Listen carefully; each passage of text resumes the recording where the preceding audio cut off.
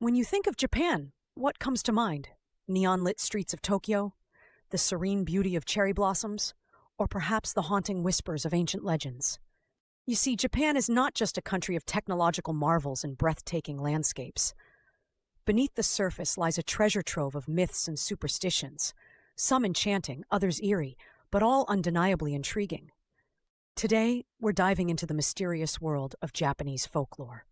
Through dark forests, along moonlit rivers, and atop foggy mountains, we'll explore the myths that have been passed down through generations. From wandering spirits to mischievous yokai, Japan's age-old stories hold secrets that will make you see the country in a whole new light. Let's begin at a quiet village nestled in the shadow of Mount Fuji. The air is crisp, the trees sway gently in the breeze, and yet there's a feeling of unease.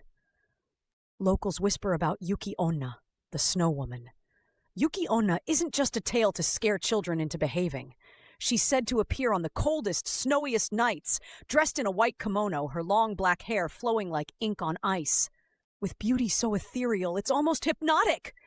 She lures weary travelers closer, only to steal the warmth of their lives with her icy breath. Legend has it that those who dare to meet her gaze are frozen solid where they stand, becoming part of the snow-covered landscape forever. But Yuki Onna isn't just a figure of fear.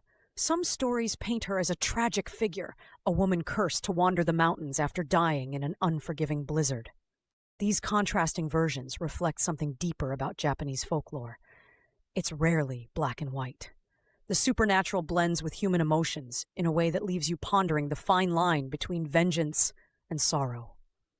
Our journey takes us next to Kyoto, a city steeped in tradition and history. Here lies the infamous Rokuro Kubi. During the day, she appears just like any other person.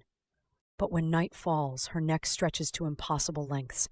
Imagine a head snaking silently through sliding doors, watching you as you sleep. Unlike the Snow Woman, Rokuro Kubi is often portrayed with a humorous twist in modern Japan.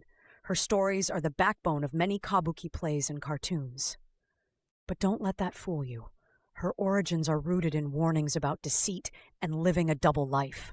And then there's Japan's forests, verdant and serene during the daylight, yet sinister when darkness falls. Deep within Aokigahara Forest, known ominously as the Sea of Trees, another legend stirs. Tengu, the bird-like mountain spirits. Depicted with crimson faces and sharp beaks or long noses, Tengus are guardians of sacred places. Yet they're also known to test the arrogance of humans. Travelers who venture too far into forbidden terrains without showing respect may find themselves lost, led astray by whispers and strange lights. But Tengus can be protectors too, rewarding those pure of heart who revere the mountain's spirit. Of course, no list of Japanese myths would be complete without the haunting tale of the Onryo. These vengeful ghosts are said to linger in the physical world long after death, driven by anger or unfinished business. They've been immortalized in Japan's most famous kabuki plays like Yotsuya Kaidan, and even inspired modern horror movies such as The Ring and The Grudge. One glimpse of their pale, disheveled figures, eyes sunken, hair falling forward like a veil, and you'll never forget them. But myths and superstitions in Japan aren't all grim. There's also the playful realm of the tanuki and kappa. Tanuki, or raccoon dogs, are known as shape-shifting tricksters who bring good fortune. Statues of them holding sake bottles often greet visitors at shops and restaurants, a light-hearted nod to their mischievous nature. Kappa, on the other hand, are water-dwelling creatures that can be both mischievous and dangerous.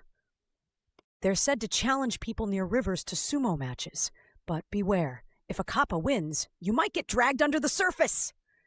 Now, let's talk about auspicious superstitions. Did you know there's a specific way to place your chopsticks? Leaving them upright in rice is strictly forbidden. It resembles a funeral ritual and invites bad luck. Or how about the number 4 in Japanese? Pronounced shi, it sounds eerily similar to the word for death. It's no wonder hotels and hospitals might skip the 4th floor entirely. Japanese myths aren't just stories. They're woven into the fabric of daily life. Shrines dedicated to fox spirits, or kitsune, are scattered throughout the countryside. Kitsune are said to be messengers of the gods, capable of shape-shifting to aid or deceive humans. And if you happen to walk through a torii gate, the iconic red wooden arches leading into many shrines, Remember, you're entering sacred ground, a boundary between the mortal world and the divine. So why do these myths endure in a rapidly modernizing country? Perhaps it's because they keep Japan rooted in its traditions, connecting people to the land, the seasons, and the unseen forces that guide life itself. These stories remind us that there's more to our world than what can be seen or explained. Before we leave this mystical realm, let me ask you this. The next time you're in Japan, walking alone under a full moon, or hearing the rustle of leaves in the wind, will you wonder if someone or something is watching? After all, in a land where spirits roam and legends come to life, one can never be too certain.